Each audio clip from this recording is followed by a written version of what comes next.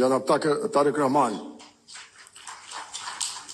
জাতীয়তাবাদী দলের secretary general Alamgir ভাই এবং দলটির নেতা কর্মীরা এবং গণমাধ্যমে আমার সহকর্মীবৃন্দ, আসসালামু আলাইকুম। আমি আজ কোনো বক্তব্য দেব না, কারণ হলো আজকে আমার দরিদ্র পত্রিকার দরিদ্র সাংবাদিকরা একটা পারিবারিক রিউনিয়নের আয়োজন করেছে, সেখানে আমাকে যেতে হবে।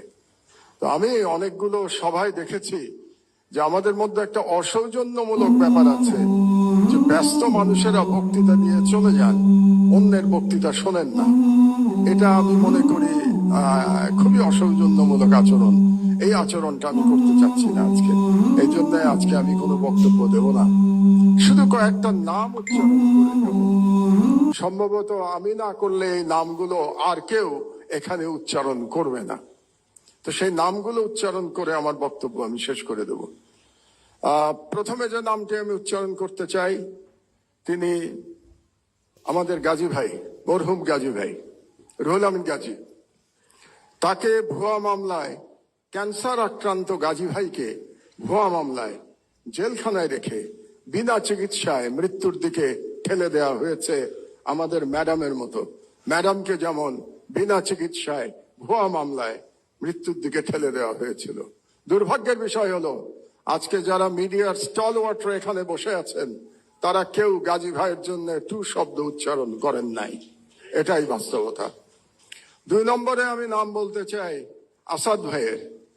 আসাদ ভাইকে আমাদের মধ্যে প্রবীণতম সম্পাদক, তাকে ছাত্রলীগের গুন্ডারা অফিসে ঢুকে গাড়ি ধরে নামিয়ে পুলিশের কাছে তুলে দিয়েছে এবং বছরের পর বছর তিনি জেলে থেকেছেন। তিনিও অসুস্থ, তার স্ত্রী মারা গেছেন। তিনি তার স্ত্রীর পাশে থাকতে পারেন নাই, কারণ জেল থেকে বেরোনোর পরেও তাকে পালিয়ে পালিয়ে থাকতে হয়েছিল। আসাদ ভাইয়ের জন্য কোন এলিট সম্পাদক আওয়াজ তোলেন নাই। এটাই বাস্তবতা। বাংলাদেশের সংবাদ মাধ্যমের বাস্তবতা ছিল 16 বছর। আমি নাম বলবো শফিক রহমান ভাইয়ের। শফিক ভাই আমার পাশে বসে আছেন। আমরা পাশাপাশি সেলে জেলে ছিলাম। 80 বছর বয়সে শফিক ভাইকে মাটিতে শুয়ে থাকতে হয়েছে। টয়লেটে যেতে পারতেন না, কারণ ওই টয়লেটে কমোড ছিল না। বেশ কিছুদিন শীতের মধ্যে মাটিতে পড়ে থাকতে হয়েছে, উনি উঠতে পারেন নাই। তারপরে যখন আমার পাশের রুমে আসলেন, ওনাকে ধরে ধরে আমরা ব্রেকফাস্ট করতে, দুপুরে খেতে আমরা একসাথে যেতাম, কত গল্প করেছি। শফিক রহমানের জন্য কেউ আপনারা দাঁড়ান নাই। এটাই ছিল ফ্যাসিবাদের চরিত্র। আরেকজনের নাম বলি, কনক সরোয়ার। তার অপরাধ ছিল তিনি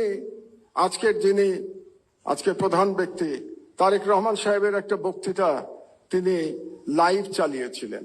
এই অপরাধে তাকে 1 বছর প্রায় জেলে থাকতে হয়েছে। তার কোম্পানির চিফকে আমি সালাম সাহেবকে এখানে দেখতে পাচ্ছি। শুধু তাই না, তার বোনকে ভুয়া মামলায়, ড্রাগের মামলায় একজন মহিলাকে, একজন গৃহবধূকে মাসের পর মাস জেলে থাকতে হয়েছে। সংবাদ মাধ্যমের বিবেক জাগ্রত হয় নাই। এটাই বাংলাদেশের সংবাদ মাধ্যমের ইতিহাস। তো এই নামগুলো আমি বললাম এই জন্যে, আমি শিওর আমি না বললে আজকে বুকে হাত দিয়ে প্রত্যেকে বলতে পারবেন কেউ আপনারা এদের নাম বলতেন না আজকে। এই জন্যই আমি এই নামগুলো বললাম। আর আমি জনাব তারেক রহমানকে একটা ছোট্ট পরামর্শ দিয়েই বক্তব্য শেষ করব। 1 মিনিট। শেখ মুজিবুর রহমান মুক্তিযুদ্ধের সাথে জড়িত ছিলেন না। তিনি জানতেন না মুক্তিযুদ্ধ কিভাবে হয়েছে, এবং তিনি ফিরে এসেও জানার চেষ্টা করেন নাই মুক্তিযুদ্ধ কিভাবে হয়েছে। তাকে আওয়ামী লীগের লোকজন যা বলেছে এবং ভারতীয় পক্ষ যা বলেছে সেটাকেই তিনি ধরে নিয়েছিলেন। এটাই মুক্তিযুদ্ধের ইতিহাস ছিল। এই জন্যই তিনি ব্যর্থ হয়েছিলেন। জনাব তারেক রহমান, আপনি 17 বছর দেশে ছিলেন না, আপনি জানেন না এখানে কি হয়েছে। আপনার বিশিষ্ট লোকজন আপনাকে যা বলেছে এটাই আপনি শুনেছেন, এবং এখন যারা মিডিয়ার নতুন বন্ধুরা আপনাকে যেটা বলছে সেটাই আপনি শুনছেন, এবং সেটাই আপনি মনে করছেন এটাই বাংলাদেশের 17 বছরের ইতিহাস। বাংলাদেশের 17 বছরের ইতিহাস এটা না। সেই ইতিহাস আমি বর্ণনা করব। ভবিষ্যতে যদি আপনি এরকম কোন অনুষ্ঠানের আয়োজন করেন এবং সেই অনুষ্ঠানে আমাকে 15 মিনিট সময় দেন, তাহলে বাংলাদেশের মিডিয়ার ইতিহাস, 50 বছরের ইতিহাস আমি বর্ণনা করব। সেই প্রত্যাশা ব্যক্ত করে আমার বক্তব্য শেষ করছি। আপনারা শুনলেন, আমাকে দাওয়াত দিয়েছেন এখানে, এই জন্য ধন্যবাদ জানিয়ে আমার বক্তব্য শেষ করছি। আল্লাহ হাফেজ। বাংলাদেশ জিন্দাবাদ।